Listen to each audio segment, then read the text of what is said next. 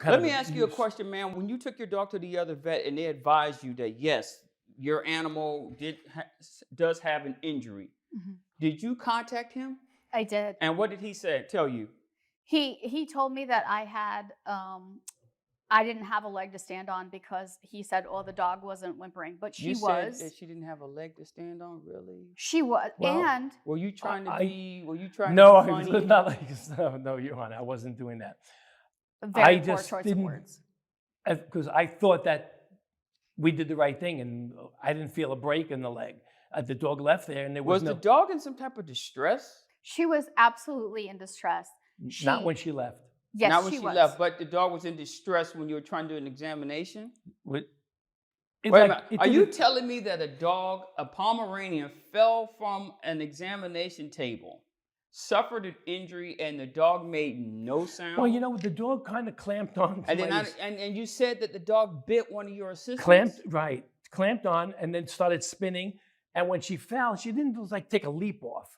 The dog was like slipping off the table, fell right through her arms. Okay, I got that part. The dog Right. slipped, things happen. Right. But my concern is the dog suffered an injury and your office did nothing even after she advised you, hey, what's up with this? Yeah, You guys did nothing. All right, getting back to where she said, I told her she had never liked to stand on, send me everything. Send me the information. I got nothing. Okay. And I got nothing. So that was no follow-up on that.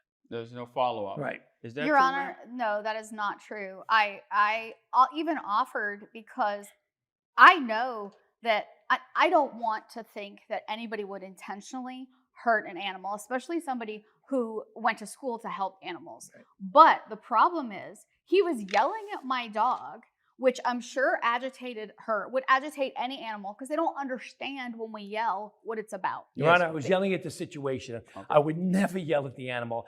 I know animals, and I can. Yeah, yelling at dogs is not a good idea. I would never. If the whole situation was driving me nuts, so I just had to try to control the situation. It wasn't personal attack on the dog. Let me. Well, I think hold on. I'm not a dog psychologist or a dog whisperer, but when you felt that the dog was a little bit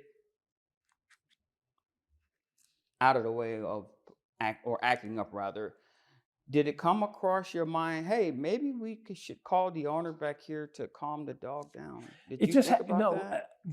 That was always the thought, but it was like the dog did a complete 180 on it. It just started going nuts. It never did that before, and it clamped on, spun.